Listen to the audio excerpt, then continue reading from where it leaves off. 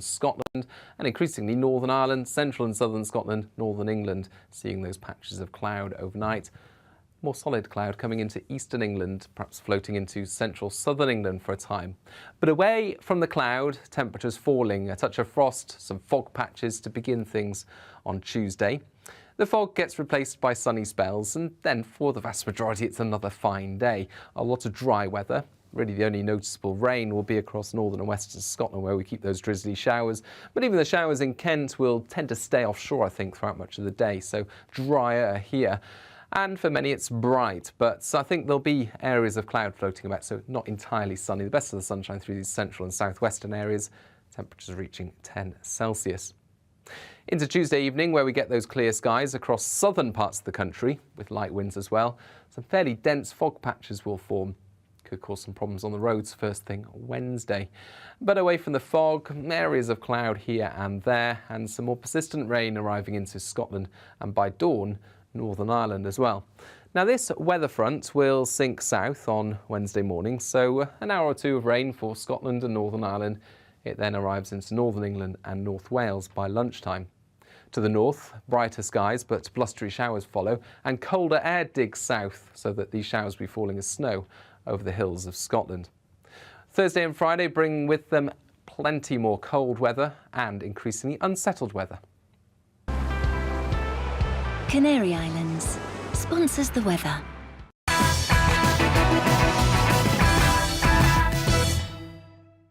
You're watching GB News live across the UK and the world on our digital stream. GB News is Britain's news channel. We are the UK's home of discussion and debate from all perspectives. We are here for you. Don't forget to join our YouTube community by clicking on that subscribe button. And if you want the GB News app, you can click and catch up on programmes anytime. We love to hear from you, so email us. gbviews@gbnews.uk. Thanks for being part of the GB News family. My name is Andrew Doyle. Join me every Sunday evening at 7 p.m. for Free Speech Nation. This is a show where we address current affairs and news stories of the week with the help of two wonderful comedian panellists. I brought in comics because I want to give it a lighter edge, and also they work for less. See you there.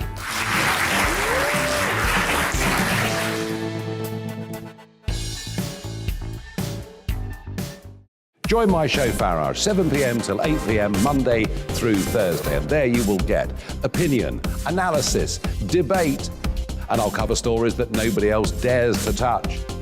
And then for the last 15 minutes, talking pints. We're over a drink.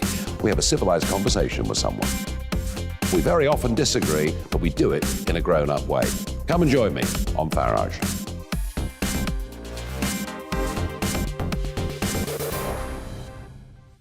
I'm Colin Brazier. I've reported from more than 70 countries around the world, covered wars from Afghanistan to Iraq, from Lebanon to the Balkans. I'm trying to bring that experience, that feel for events, to the studio. And something else. I'm ready to give an opinion. Today's stories with a spark. Brazier from 8 p.m. weekdays on GB News.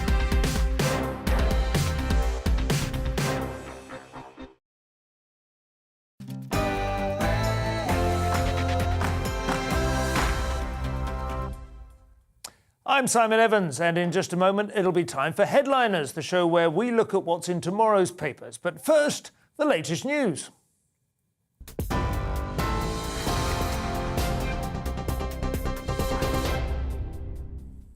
Good evening, I'm Polly Middlehurst with your latest news headlines.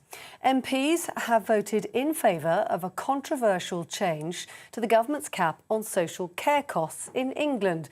They voted 272 to 246, that's a majority of 26. The reforms will mean only personal contributions to care costs will be included in the £86,000 cap. Critics on both sides said the plans in the Health and Care Bill will hit the poorest recipients the most. Before the vote, former Health Secretary Jeremy Hunt said he felt conflicted by changes to the bill. I have to be honest and say it is nothing like as progressive as we had hoped for, but I do think it is a step forward. My concern is that when it comes to social care, our entire debate is focusing on what contributions do and don't contribute to the cap, when the fundamental problem in social care is the core funding to local authorities, which is not a matter for this bill, but actually has a direct impact on the care received by our constituents. Well, also in the news today, mourners have been paying their respects to the murdered politician Sir David Amess. The father of five's coffin was draped in a Union flag and carried to his funeral by Southend firefighters. Sir David was stabbed to death in a terror attack while holding a surgery in Leigh-on-Sea in October.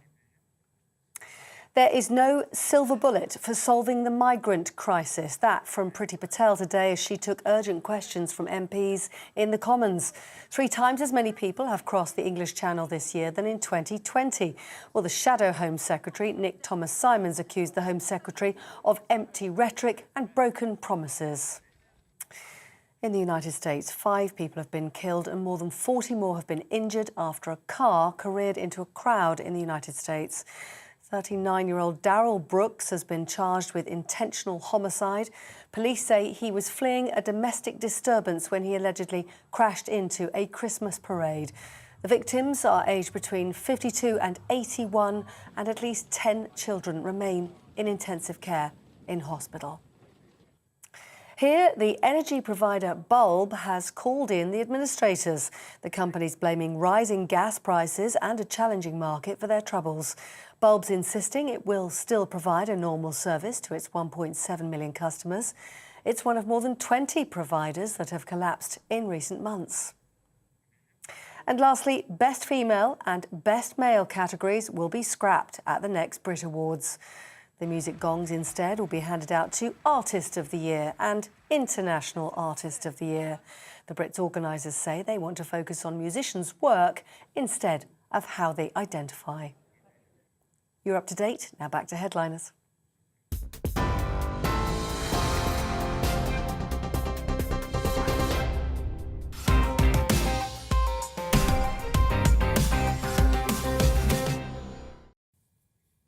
Good evening and welcome to Headliners. I'm Simon Evans. It's 11 p.m. on a Monday night. The day is nearly over, and this is the show for everyone who's already looking forward to their first coffee of Tuesday morning, who misses the old school schlock and thunk of newsprint coming through their letterbox and landing on their doormat, who can't wait to restart the clock and do it all again. Here then are tomorrow's front pages. The Metro has gone with Peppa Pig's ear, referring to Boris's speech to the CBI.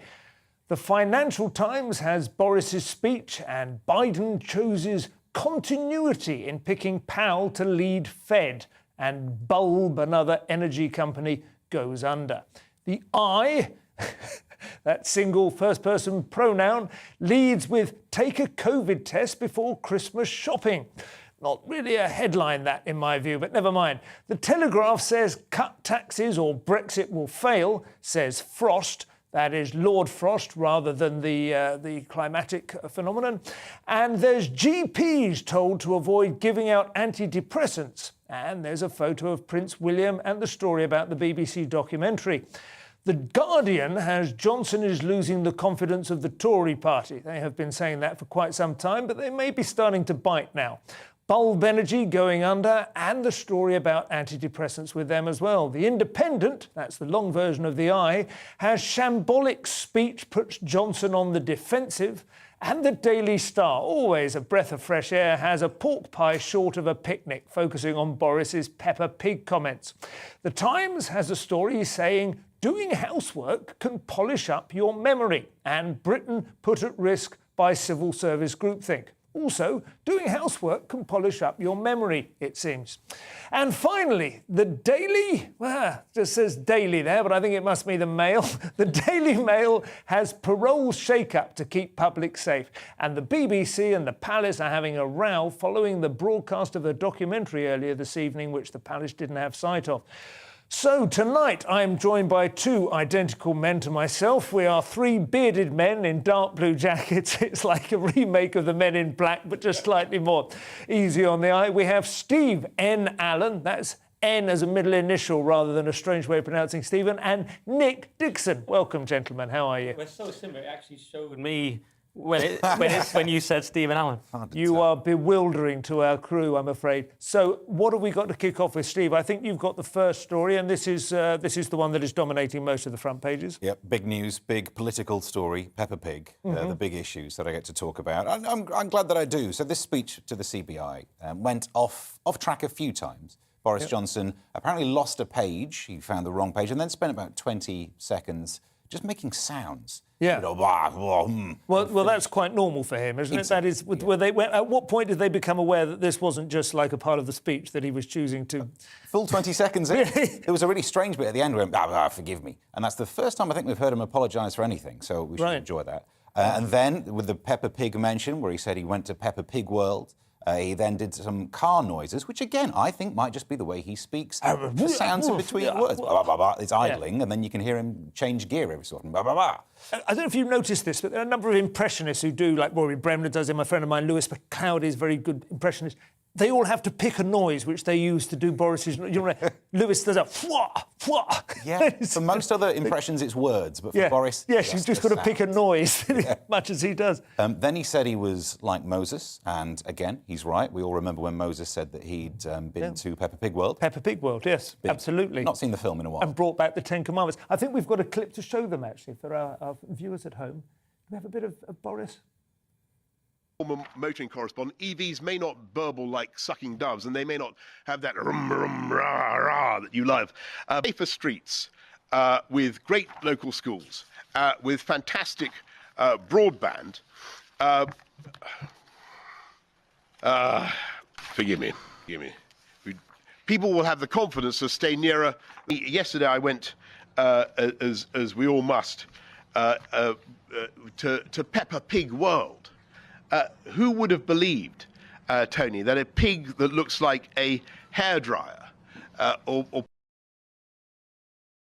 Yesterday we all went to Peppa Pig World. It almost sounds as if it's a verb, isn't it? He's gone to Peppa Pig World. It's not pepping much at all. We've all had bad gigs. You know what I mean? That's what I think watching that. We've all, as comedians, we've all had bad gigs. But what sometimes you do when the audience is flagging a bit, you sometimes find yourself saying, anyone here married? And you ask a question before setting up the next bit. Boris's mistake, because he hasn't got 10 years in the game like me, his mistake was he went, who's been to Peppa Pig World? And it's just too obscure, because then he went, not enough hands up. Is it local? Is it in the same sort of entertainment complex as the speech was? He was in South Shields. Peppa Pig World is Dorset, so it's a 6-hour drive. Well, that's actually really bad, because I had assumed it was next door or something. It was where the kids go, where the grown-ups are at the CBI. The kids have been dropped off. No, it's 6 counties away. He even said, hands up, who's been, and then just no one put their hand up. But do you know what? It wasn't. Do you know what? The actual engine noise. Because if you read the line, made engine noises, you think, well, he's gone completely insane. But if you actually watch the engine noise bit, that was all right. He was saying that, electric cars don't quite have the oomph of the old cars. That bit I was fine with. The Peppa Pig, he got completely lost. He was improvising. Yes. It didn't go very well. He said the EV car doesn't have the of the old Ferrari, but actually it will beat it off the grid because the torque is exceptional. I've got a friend who drives I assume I'm allowed to say this, I'll find out. I'm sure other electric vehicles are available. She has a Tesla. And it is extraordinary, the acceleration, which is silent. I can imagine if that's the first time you've experienced it, that would be something you'd want to tell people about, because it's quite unnerving. It's like being in a really high-powered milk float. Well, all you need to do is have Boris Johnson in the car. He'll make the noises for you. Yeah, absolutely. Head out the window. He's already got the hairstyle. It's not like a sat-nav, you can get his voice. Yes, that's right. You can program your own kids' voices onto sat-nav apps now, can't you? And maybe you can get Boris to do them. That is a really good idea, actually. Go on. I was just thinking that I think we're coming at this from the point of view of, oh, look, he's being silly again. Yeah. And some people on social media saying we've got a whiff of the dead cat here. The only time that things have gone badly for the Conservatives in the polls when you've been talking about sleaze, well, we're not talking about sleaze right now. We're talking about car impressions and Peppa Pig visitations. Yes. So actually, maybe he didn't lose that page, and there's a sheet of A4 somewhere that has the words, I lost the page, sorry, forgive me, Peppa Pig, and it's all written down there.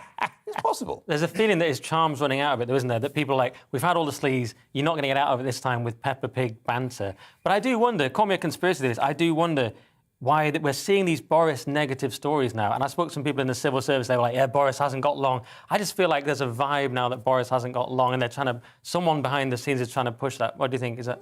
No, I mean, it's not the first time that's come up, and I think it's plausible. But on the other hand, I think he's always been this rubbish at this kind of thing. But there has been enough going on. We had, obviously Brexit was the big deal for a long time. That was immediately followed by coronavirus. There was not, there was not enough of a gap for his failings as a functioning human being to emerge.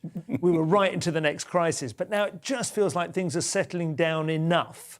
You know what I mean? It's a bit like when your kids get old enough and stop keeping you up through the night and you realise your marriage is actually in trouble. That wasn't just, And he's got everyone against him. Obviously, he's got the left and he's also got his own backbench with a lot of issues. And he's also got Cummings now releasing these things, like that one the other day when he said that he preferred to just write his book because he loves writing and Shakespeare. Does he really have to be PM? Do you remember that message that got released? I think he would love to go back to that. If he was offered, it's a bit like he needs somebody to lower a little bit of toilet paper into the bath for him to climb out on now. And I think he's probably more afraid of us than we are of him. Nick, you've got the Rittenhouse, a little bit more detail. This obviously peaked a couple of days ago. Kyle Rittenhouse was found not guilty of charges of murder and so on in some riots, but there's a follow-up now. Yeah, well, obviously it's a massive story, but now the follow-up is that he's been on Tucker Carlson. It's about to come out tonight. I don't know when that is in America, but on the Tucker Carlson show with a big interview, and they released a short clip where he said he supports the Black Lives Matter movement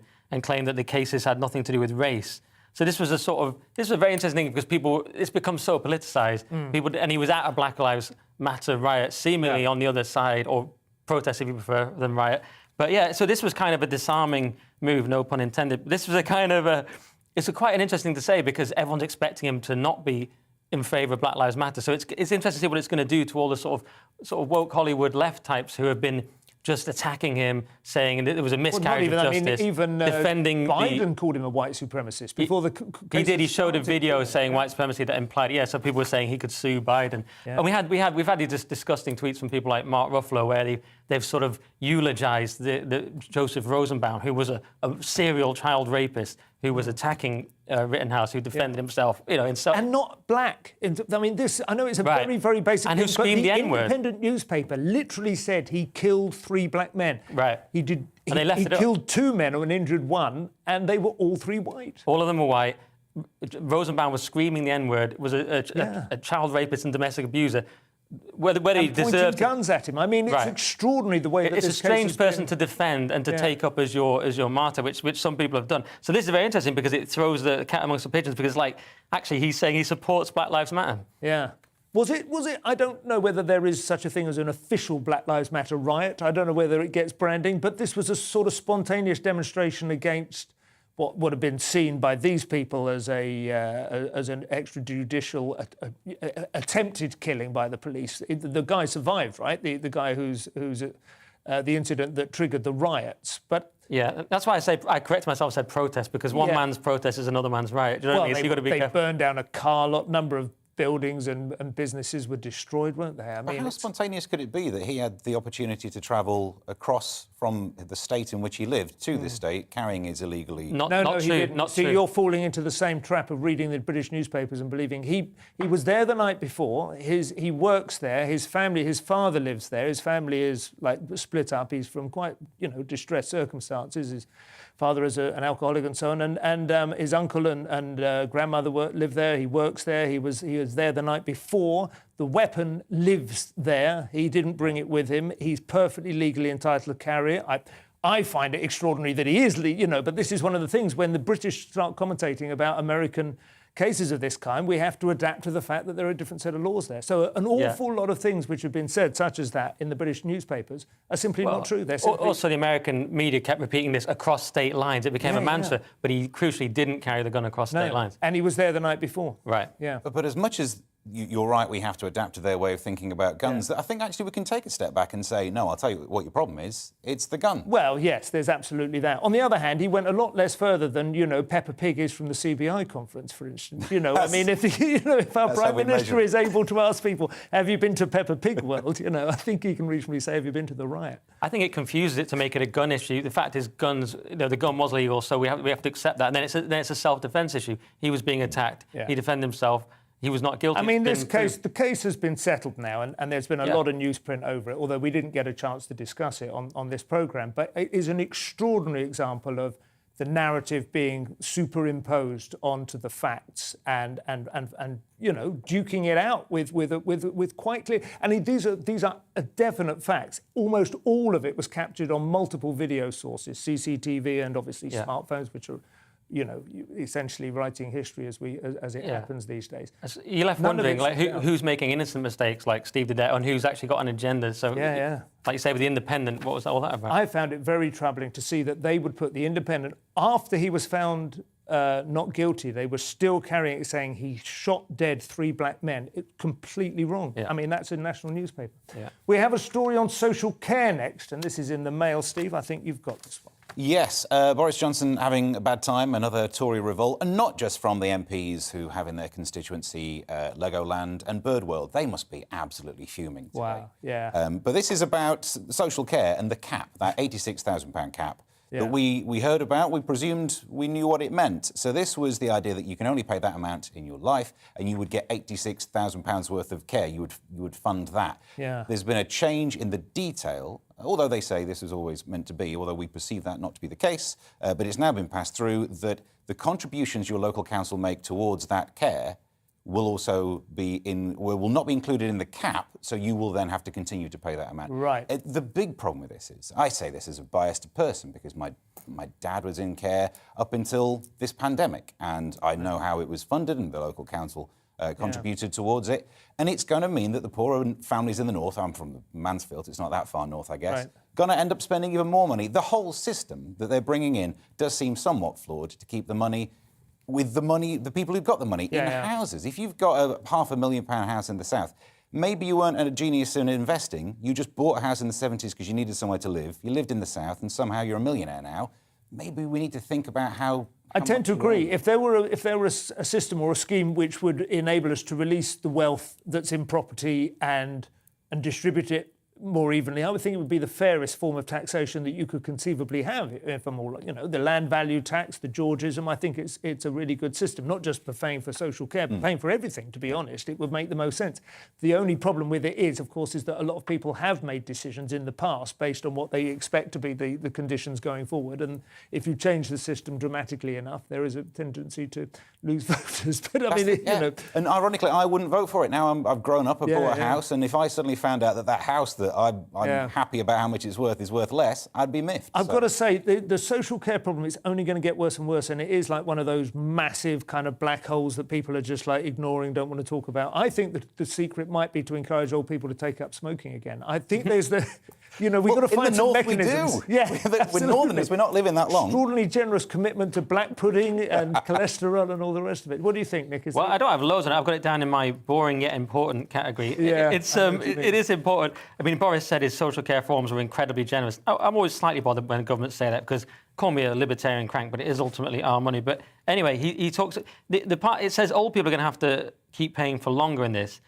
I'm not sure if that's a big problem. They have all the money. My grandma didn't leave me anything. I'm on the fence about that one, but it is going to affect the North worse, which does bother me. Those are my people, the North. And it's anyone with a house worth less than £186,000 will be hit with higher care costs. That's the part that bothers me. It's going to affect the North because the houses are cheaper. I think what's going to happen, perhaps 10 years, 15 years down the line, I'm absolutely convinced of this, repurposing sex robots to be care workers. Essentially, the problem is that we're looking at the expense of almost one-to-one care. And once you have some kind of automated android which is capable of performing that task, and let's be honest, these are people who, by and large, are not going to be able to register, you know, a great deal of human interaction anyway. There's the possibility that we could bring the cost down if we were just a little bit less squeamish about the sort of... About the sex robots. I'm sure that's the clip that's going to make it onto Twitter now. I think it probably will be, but I've been toying with that for some time. You know? Toying, no pun intended. If you think taking away the value of my house is a vote loser, taking away my sex robot, it's not your sex robot, there'd be an extra sex robot. It's not an either-or. You don't... Well, I mean, you could, I suppose, possibly. I mean, I think there is some degree to which... I've felt for a long time that actually old people, as much as anything else, are struggling with loneliness. And this is true, at least been true for, I don't know, 30, 40, 50 years since families started sort of dispersing and becoming more nuclear and everyone's more atomised. Bring them together into, you know, almost like student accommodation. That's what you really want. You want, you know, old folk in fives and sixes who, you know, rub along together and look out for each other a little bit more, and possibly even have some sort of little business that they set up. I don't know, unravelling socks or something. As long as you can convince them it's doing something useful, that will, I think, elevate their spirits. That, I think, is as much a bit like do you remember the Blue Peter campaigns where they like steam stamps off envelopes and collect, you know, that's the sort of thing old people need to be involved in. Was that just busy work to keep us kids in the 80s out of trouble? It's time for the weather. We are going to hear the weather after the break. We'll be looking inside the paper, so don't go anywhere, but here we are with the weather. It's time to remind ourselves there's always another winter. Canary Islands sponsors the weather. Hello again. High pressure is keeping things fine. During the next 24 hours for most of us, there'll be frost and fog, especially in the south on Tuesday morning, but replaced soon enough by sunny spells. Here's the area of high pressure. It's keeping Atlantic weather fronts and low pressure at bay for the time being, centred over Ireland, but around the periphery of that high, some additional cloud for northern and eastern parts of the UK. And you can see that across northern Scotland and increasingly Northern Ireland, central and southern Scotland, northern England, seeing those patches of cloud overnight. More solid cloud coming into eastern England, perhaps floating into central southern England for a time. But away from the cloud, temperatures falling, a touch of frost, some fog patches to begin things on Tuesday. The fog gets replaced by sunny spells, and then for the vast majority it's another fine day. A lot of dry weather. Really the only noticeable rain will be across northern and western Scotland, where we keep those drizzly showers. But even the showers in Kent will tend to stay offshore, I think, throughout much of the day, so drier here. And for many it's bright, but I think there'll be areas of cloud floating about, so not entirely sunny. The best of the sunshine through these central and southwestern areas, temperatures reaching 10 Celsius. Into Tuesday evening, where we get those clear skies across southern parts of the country, with light winds as well. Some fairly dense fog patches will form. Could cause some problems on the roads first thing Wednesday. But away from the fog, areas of cloud here and there, and some more persistent rain arriving into Scotland, and by dawn, Northern Ireland as well. Now this weather front will sink south on Wednesday morning, so an hour or two of rain for Scotland and Northern Ireland. It then arrives into Northern England and North Wales by lunchtime. To the north, brighter skies but blustery showers follow, and colder air digs south so that these showers will be falling as snow over the hills of Scotland. Thursday and Friday bring with them plenty more cold weather and increasingly unsettled weather. Canary Islands sponsors the weather.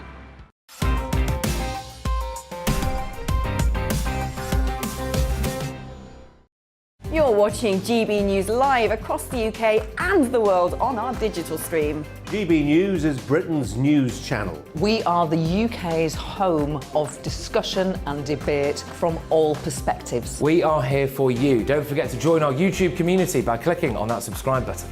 And if you want the GB News app, you can click and catch up on programmes anytime. We love to hear from you, so email us. gbviews@gbnews.uk. Thanks for being part of the GB News family. My name is Andrew Doyle. Join me every Sunday evening at 7 p.m. for Free Speech Nation. This is a show where we address current affairs and news stories of the week with the help of two wonderful comedian panellists. I brought in comics because I want to give it a lighter edge, and also they work for less. See you there.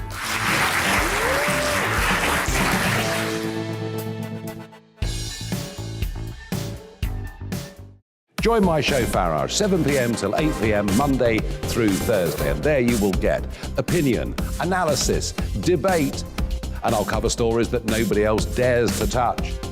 And then for the last 15 minutes, talking pints. We're over a drink. We have a civilised conversation with someone. We very often disagree, but we do it in a grown-up way. Come and join me on Farage.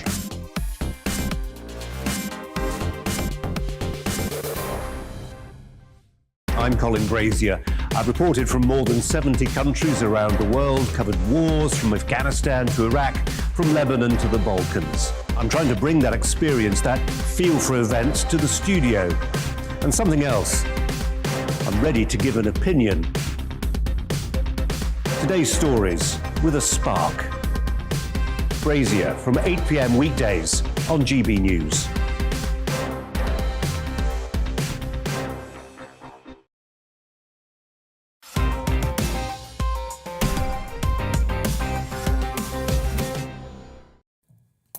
Welcome back to Headliners with me, Simon Evans, and Nick Dixon and Steve N. Allen. So we've done the front pages, now let's have a look inside. We have a story with Nick, I think, about this BBC documentary which has got the palace up on their hackles. Is that the expression? I can remember. Maybe, may well be.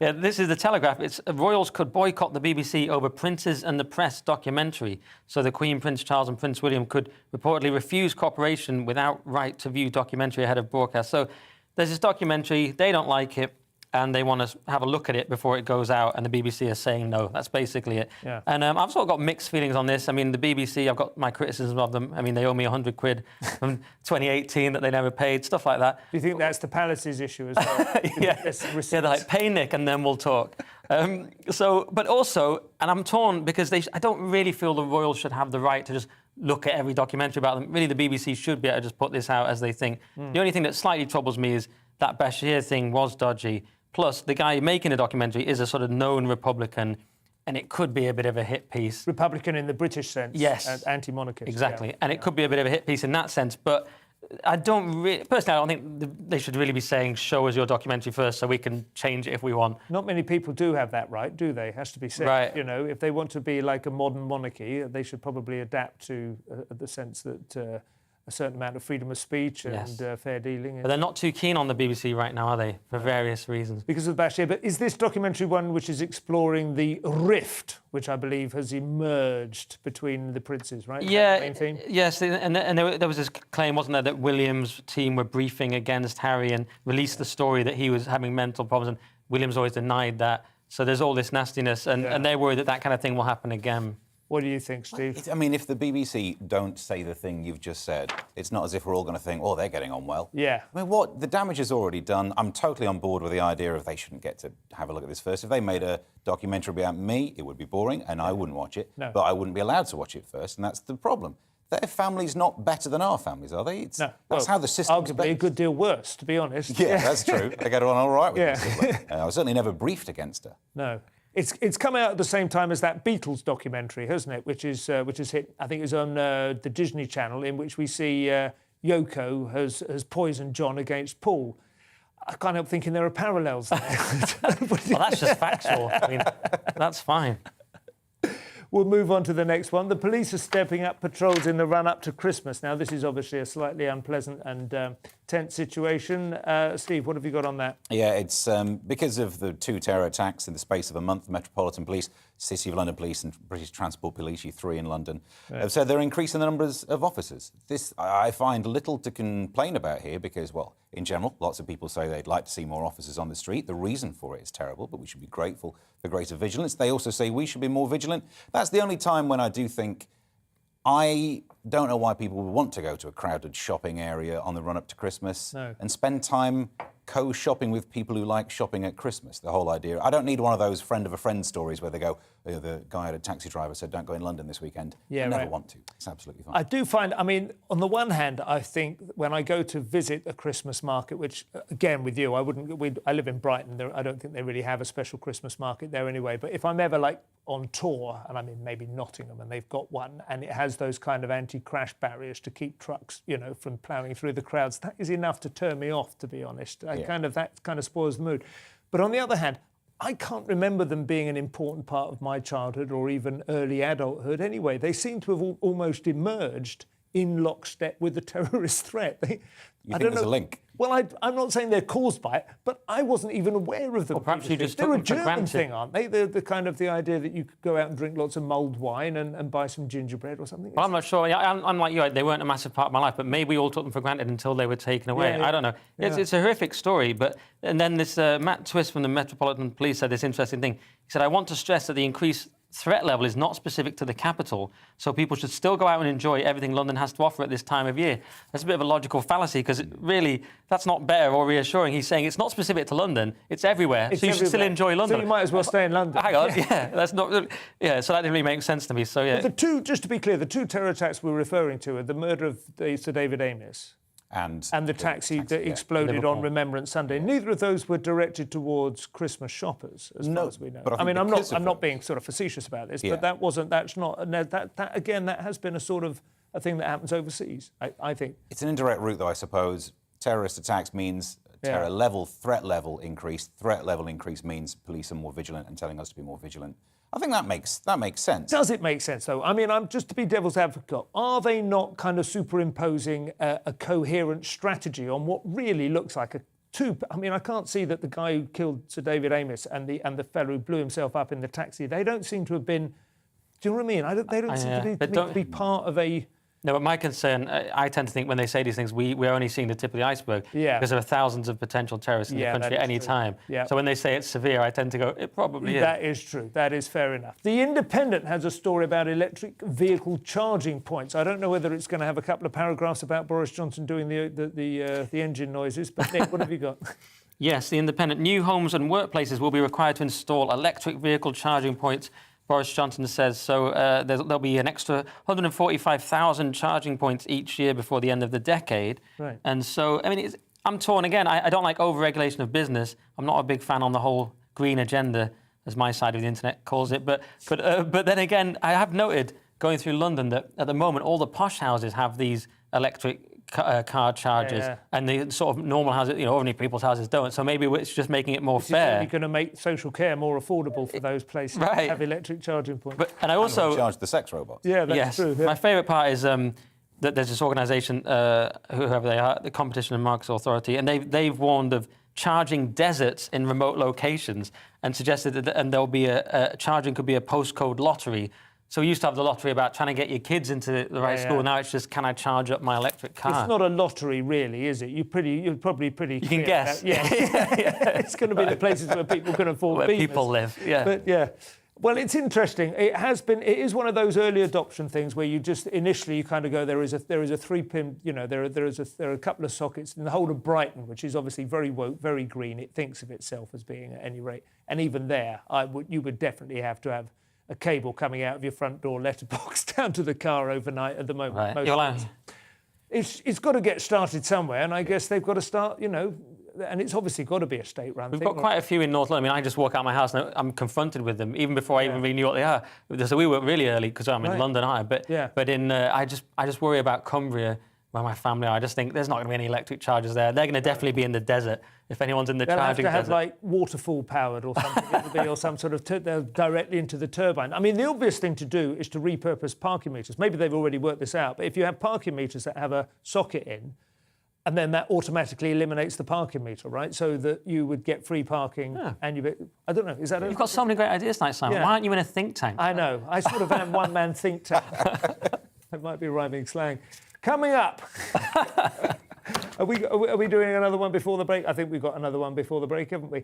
What are we going to do? We've got The Guardian with a story about COVID cases rising in Germany. Is that right? Yeah. This is the German health minister has said that by the end of the year, most Germans will be vaccinated, cured or dead.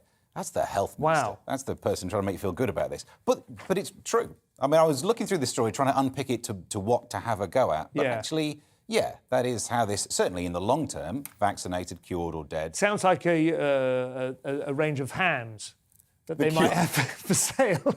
Would you like your ham vaccinated, cured or dead? All three, if you wouldn't mind. Moderna. Yeah. But it does this is the way it's going to go. And actually, this should then become a good news story. I mean, ultimately, long term, we're all dead, so we don't have to worry. There is the fourth option, which I suppose is this point, which is, there is the fourth option, which you haven't caught it yet, right? Yeah. Or... When he says cured, I suppose that's the issue I have. The implication is that you need to be cured. In fact, what happens is you get over it, right? You're not cured of it as such. You have 2 weeks of feeling rubbish. Most people under the age of 50 experience something very similar to a flu or a bad Plus, it comes back, so you're not really cured in that sense. But cured doesn't mean it doesn't come back. Oh, no, I see what you mean. I know, you're right. It doesn't necessarily mean permanent. I mean, this came from the health minister, Jens Spahn. He said, vaccinated, cured or dead. That sounds cynical, but is reality. I was thinking, it sounds chilling to me, when it comes from Germany. The other funny thing I noticed was that apparently in Germany there's a problem that there's an overwhelming preference for the BioNTech and Pfizer jab because it was developed in Germany, which is sort of German vaccine snobbery about the engineering. Do you know what I mean? Yeah. We weren't too bad on that front, were we, the British? People do think of the British as being, Little Britain and by British and, those kind of slightly heartbreaking little Union Jacks they used to put on minis. We were actually quite kind of open-minded about the vaccine thing, I thought. The same way we like cheese. We're proud of our own, but we also enjoy imported. Do you think that the Germans have demonstrated a hostility to foreign cheeses that was probably a red flag. It could have been identified. We should keep this going down the track. Well, what I'm saying, Germany, if I were you, try and make peace with foreign cheeses, because sooner or later you're going to have to adapt. Yeah, on that point, though, I do think that some of the stories of what's happening in that area of Europe goes against our lazy stereotypes. Because when it first happened and we were hearing it was bad in Italy, you think a lot of kissing. We are going to break now, but first the weather.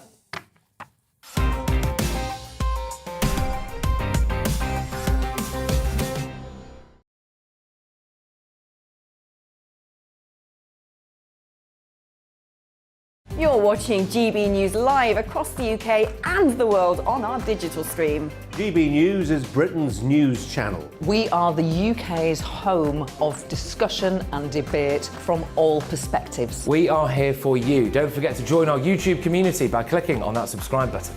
And if you want the GB News app, you can click and catch up on programmes anytime. We love to hear from you, so email us. gbviews@gbnews.uk. Thanks for being part of the GB News family. My name is Andrew Doyle. Join me every Sunday evening at 7 p.m. for Free Speech Nation. This is a show where we address current affairs and news stories of the week with the help of two wonderful comedian panellists. I brought in comics because I want to give it a lighter edge, and also they work for less. See you there.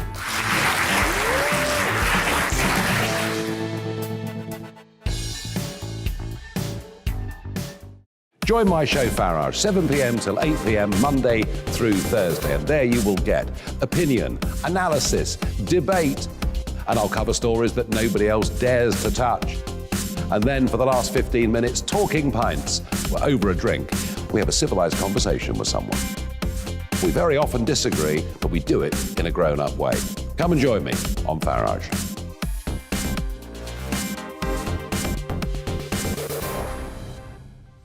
I'm Colin Brazier.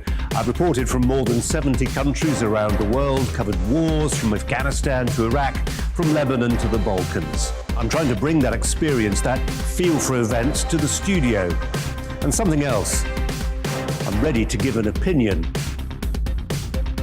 Today's stories with a spark. Brazier from 8 p.m. weekdays on GB News.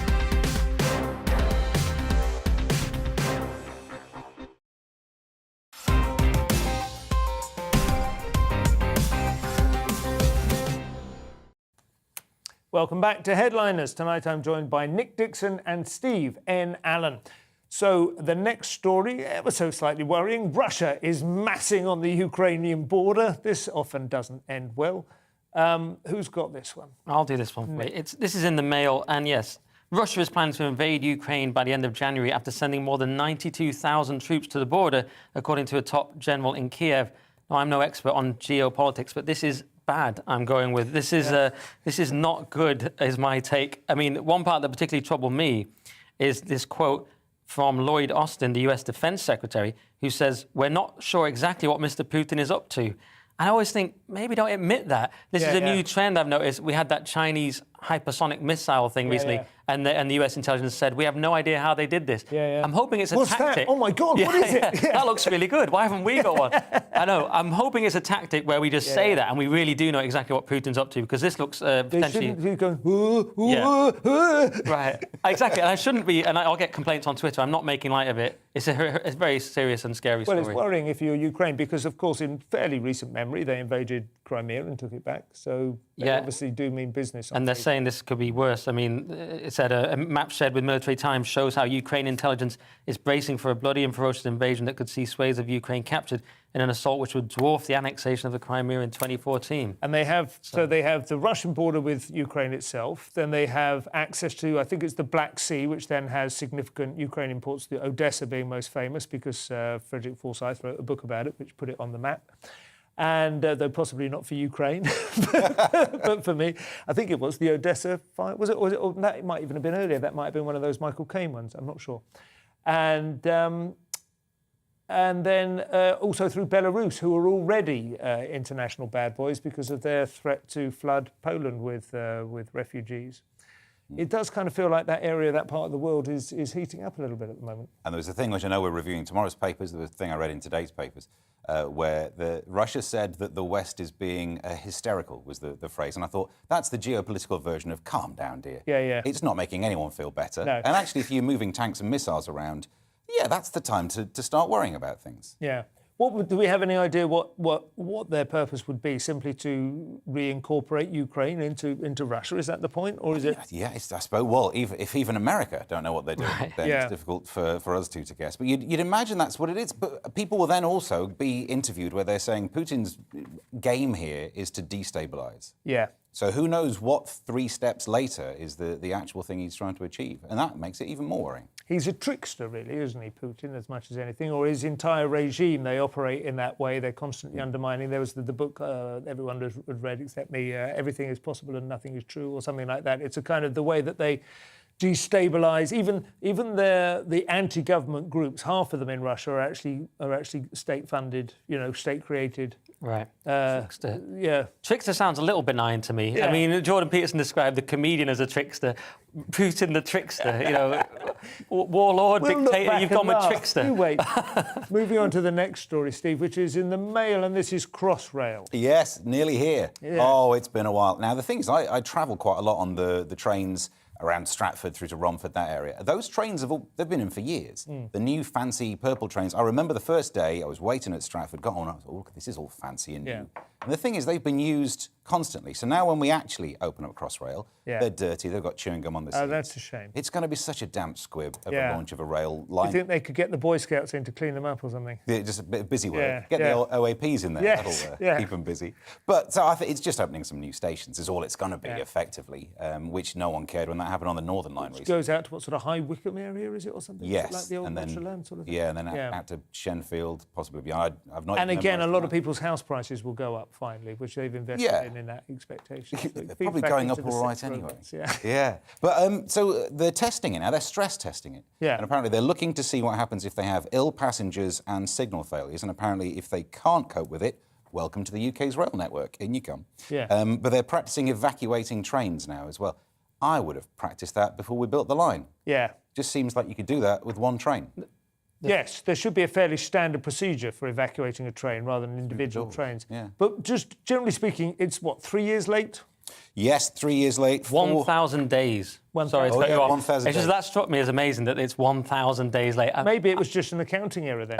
I'm a layman on these matters, but that seems quite late to me. So perfect. Well, if I said I didn't make it to the show... How many days, though? When was it first proposed? I don't know, but if I said I couldn't make it... 2011 or something like that?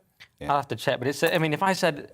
I thought the show was in 1,000 days. Sorry, it's not that close, is it? And they've come in $4 billion over budget. That's the number that's the show. But how much was the budget in total? 30, was it like 18? I think it was. It was 14.8 in 2010. And now it's coming in at 18 or something. It's now 18.9. I mean, you look at HS2, for instance, which is like trebled or quadrupled or something. It's not a terrible disaster. You're cool with this. $4 billion is a lot of money, but you've got to see it. It was a cheap project in a sense, though, because they didn't have to build that much new stuff. They just had to ruin temporarily some of the stations we knew and loved. My main issue with Crossrail, I think it's Crossrail, isn't it, that destroyed the old Denmark. What was it called? The Tin Pan Alley. All the music shops Denmark around Street. there. Denmark Street, yeah, and all those little sort of guitar shops, like little pubs and dark alleys around that little part of Soho and Fitzrovia, all been laid waste to. That's the sad bit, I think, for me. There's still dodgy areas you can go to in London. Oh, there. Where is the dodgy part now? I'll let you know later. Okay. Next story we have from Nick, and this is a story in which I have to channel my I want to say Ofcom, isn't it? Who are very keen that you don't swear during this next bit, Steve. From Nick, this is the story about Christian Wakeford, who I think uttered a rude word about...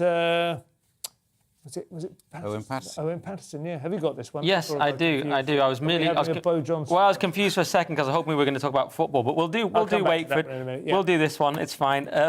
This is in the Telegraph. Christian Wakeford speaks of his anger after saying not once was there gratitude from former Environment Secretary over scandal, and he basically ended up swearing at Owen Paterson because he was on a mixture of anger and codeine, is the quote, because he had an ankle injury, and he then called him the C word. I don't think it was conservative. It was a different word. And Cunning, yes. That's exactly it. And don't know why I didn't just say it, but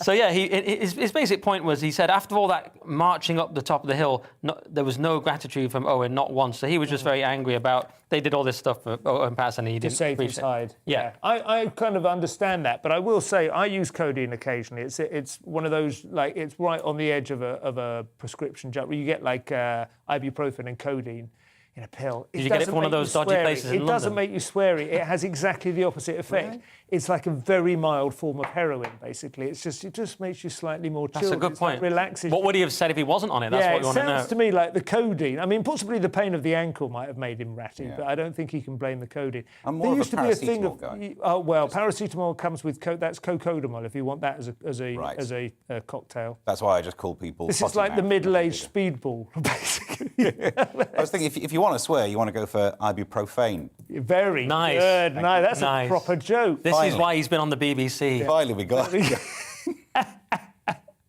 And we also had cured, vaccinated, or dead as well, true. which you were saying in the break should have been a new TV format. But if you identified somebody as dead and they turned out to be vaccinated, I think that might lead to. So, Nick, what have you got from in the world of football? There was something you wanted to talk about, I think. Yeah, we'll do the football one if you want. This is very much my wheelhouse. I mean, I might be here for an hour. It's Alex Ferguson wants Mauricio Pochettino to be Man United manager. So apparently Fergie's choice for the new Man United boss is Poch, because obviously Ole Gunnar Solskjaer just got sacked. So, yes, I mean, ask me anything about this, because, look, Fergie, of course, we all love Fergie, an all-time legend, but, of course, he has made bad choices before when it comes to appointing managers. Famously, David Moyes didn't work out too well. So what we're hoping for here, or what many of us are hoping for, is Zidane goes to PSG, and then Poch can leave PSG and come to United, and that's the plan, which could actually happen. Are you sorry? Did you say you are a United fan? Lifelong United fan, mum from Bury. I mean, can you put it into a few words? It's been it's an S show, isn't it? Since Ferguson left. Why? I mean, I know he was a great manager, but you'd think they had a bit of momentum, a few systems in place. That You'd think, wouldn't you? You'd think, yeah, it's absolutely shocking. Ferguson left, David Gill, the chairman, left at the same time, which was a bad idea. Right. Ed Woodward came in, who's a business guy who knows nothing about football. Edward Woodward. The equaliser. Exactly. He came in. But he didn't equalise anything. Instead of a hairdryer, you've actually got a snub-nose automatic up in your grill during half-time. That's a good reference. But yeah, he's terrible. So we've floundered since then. We've had Louis van Gaal, we have Moyes, which was a problem. Didn't work out, sacked 7-8 months. Louis van Gaal did win the FA Cup, got sacked immediately after. Then we had Mourinho, of course, managed to get second, which he called one of his biggest achievements because the team wasn't great. And we got the Europa. But then we, of course, had Solskjaer, who's won nothing, a legend at the club, but kind of semi-hated as a manager at this point by United fans because everyone's a bit sick of him. Because I don't really follow football with any great enthusiasm, but something I found quite interesting is you used to have the managers of the successful clubs used to be basically Glaswegian pit bosses who were repurposed to run a football club, and there was a lot of unreconstructed masculine energy. It was as much about keeping them out of the nightclubs on a Saturday night, wasn't it, and showing up at the training ground. Right, or with Jack Charlton, just let them go and just let them drink as long as they show up. Now it feels like they have a huge raft of coaches. You have a different coach for every individual player and for the defence and for the attack, just like the American kind of system. And I wonder exactly what the manager's job is. Yeah, the manager's become more of a coach. Yeah. Because he can't possibly manage the whole thing. So there's been a lot of talk. Can't do human resources. Right. There's been a lot of talk that United need a director of football, which is a more overseeing one. There's talk of this Ralph Rangnick coming in. He's at a Russian club at the moment. He's in a sort of head of sports and development role. He could come in as interim. I don't know if that's actually going to happen. But yeah, we're hoping a lot of people are hoping for Pochettino. Some people want Zidane. Some people want Brendan Rodgers. Zidane, God, he'd be amazing. Well, it looks like he's probably, at the time of doing this, it looks like he's going to go to PSG. But who knows? It's all up in the air. Rodgers could come, but he's been on a bad run recently.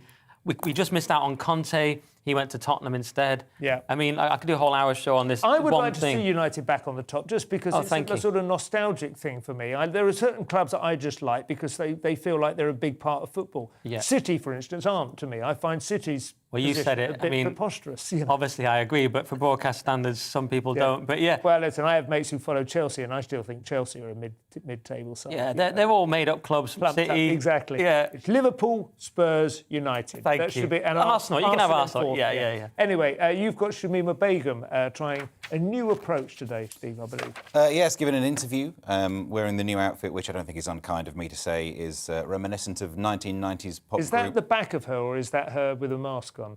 It's her with a mask on, isn't it? Sorry, I guess this is COVID compliant. The baseball cap just makes me think All Saints.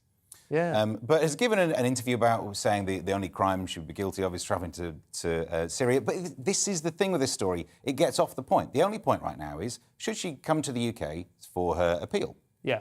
And we have court cases in the UK where people in the UK still turn up via video link. So why don't we do it via video link? That's a good point. But I always do with this story try and steer away from the issue of it's all about citizenship. Yes. You can't make someone stateless just because you're entitled to another citizenship, should you have it. That's not the debate to have here. But the problem is the newspapers don't want to do that. They go straight into the red meat part of this. Yeah. And also it may come to the point, if there is an appeal, that we have to look at the fact that because she would be made stateless, currently had, which means currently is the wrong word, but British citizenship, just you're entitled to another one, she doesn't have it. Maybe we just need to fess up with the fact that it is our problem. Maybe she needs to go through our courts, but that's not the solution that's going to anger the right people. This may be exactly what you're talking about, like we shouldn't do, but my gut feeling is she's kind of been punished enough now at this point, and maybe the point has been made. I don't know whether an example was being made of her to say you can't just go off and be a bride of ISIS and think you can change your mind and come home. But at some point, it's counterproductive from Britain's point of view to constantly have this as a sort of hangnail in terms of internet. We've already got this problem with the woman who's being held essentially as a sort of hostage in Iran. You know what I mean? There's quite a few sort of like individual people who are just clouding what should be larger, more strategic diplomatic relationships and the conduct of our affairs. Do you know what I mean by this? Yeah, and I think it's the red meat side of it. The politicians want to be looking like they are tough on such a small issue. Yeah, it starts to look overplayed, doesn't it? Although I am interested to know why no other state has decided to take her on. I mean, I would have thought it would be possible for a state, maybe like Pakistan or someone, to like kind of slightly ostentatiously welcome her in and grant her citizenship and make her a kind of figurehead of a certain diplomatic counter to Britain's attitude. Do you know what I mean? She could be like a real flagship for somebody. But why does she keep coming back into the news? I mean, someone's behind this rebrand. I mean, you said the cap looks like All Saints. She could do a very different version of Pure Shores, couldn't she? Mainly about getting into countries. But she says she's reading books and eating noodles. Which was a bizarre kind of thing to learn. And she says her only crime was travelling to Syria. It makes it sound like a bad gap year. Yeah, no, that's just nonsense. Her crimes were significant, but But why does she keep popping up? And who is behind this rebrand and this constant attempt to talk? Is that sinister of me to... Do you think it's like Louis Walsh or someone? Is that what you're saying? It just seems a bit odd. The next Masked Singer. Trini and Susanna. She's already the Masked Singer. That could work. Final story I think that we're going to have time for this evening is about a woke girls' school, or at least a woke headmistress. Is that right? Yeah, down in Kent, Bendon, I think, is the school. And the message is, don't mock our young people, ... for being woke. Right. Now, obviously, you can mock young people. I tend to opt for ruining the English language. Yep. In my 20s, we find out that the word that bear had a new definition. I was all in that. Now I've reached an age where they're saying no cap, and I'm like, I'm fine. I don't care what that means. Oh, yeah, no cap. I'm okay without learning this. What did it say? No cap. No cap means you're telling the truth. You're not lying, right? Really? Honestly, I know things. Didn't Google it. I'm on the That sort internet. of cap, or is it like a typeface? Don't ask me anymore. That's as much as I've got. Showing our age straight away. But the point is, she's saying don't mock them for being woke. I think this story straight away hits the definition. Oh, there problem she is. She looks nice. of I feel warmer about her now. Of being woke. The woke definition, being aware of social injustices, well, it's good to be aware of injustices because they are unjust, to mangle the language I've just tried to defend. But if you then redefine woke to mean being ridiculous about an issue, and then you go, but isn't it ridiculous? Of course you win the argument if you change the definition of words. Woke is one of those words that has evolved in a very short period of time. It's like literally, isn't it? Which we all know no longer means literally. Woke does mean self-righteous now, essentially, doesn't it? Self-righteously demanding that everything be viewed as a sort of power matrix, whereas it did mean exactly what you mean. Only 5 years ago, it meant alert to injustice that was, enshrined in... I see Steve's point, but now that it has changed meaning, when she's saying being woke just means being awake to social justice, I totally disagree. When she's saying it's just young people being young people, it's not Snapchat. I mean, this woke movement now is a kind of Maoist, illogical attack on humanity. So it is. So I was talking to some people recently with normal jobs, not comedians, who are sort of, oh, we leave the diversity stuff to the younger people in the company because we don't really get it. I think that's a trick from the woke. So I think it's like, it's not about youth. It's actually just a bad idea that should be challenged. Well, in the same way that we have pictures of J.K. Rowling on the newspapers tomorrow, who has been suffering death threats from trans activists. Right. And that would be a part of the woke movement. Yes, and can I very quickly add, but not all young people as well are into woke, so that's a false problem. The TikTok humour is very brutal. Funny enough, Jordan Peterson, wasn't he, was on the television the other night saying that you have to go into the particularities of every case. You know, using big words to try and sound as if you've got some overarching theory of the universe is not very helpful for very long. You know, sooner or later you have to kind of go, in this particular case, there is social justice issues, and in this particular case, you're talking a load of... Have you been on the ibuprofen again? Yeah. Anyway, I like the look of her, but she is a private school headmistress, of course, and I think there is probably a slightly different flavour of wokery goes on at Benenden. That would be my suspicion, that she isn't getting death threats for... I mean, you know, there are private schools where you get the bolero jacket option for the gender-neutral students. You know, that's not necessarily an option in some of the more cash-strapped comps. No, it seems to be it seems to be a bigger thing amongst elite schools, doesn't it? Yeah, I think it does. It does seem to be a luxury, doesn't it? To some extent, I almost feel that's what it is generally. I agree. Because we're all putting it under this one banner. Yeah. In the 80s, I would say to my dad, you can't say that, when he would say something that you probably shouldn't be saying. Yeah. That still happens and would be called woke. Someone trying to get their university career ended is being called woke. Yeah. It can't all be under the same banner. No, that's true. Well, it's a moving Overton window, isn't it? Anyway, do you remember that used to be, why can you say people of colour but not coloured people? That remains a point of contention for a certain generation. Until that's been settled, I think we can't move on to whether you can change your biological sex or not. Anyway, that's all we have time for tonight. My immense and inordinate thanks to both Nick and Steve, who have contributed wonderfully this evening and coordinated their jackets perfectly. We will be back tomorrow, same time, same place. See you then. Good night.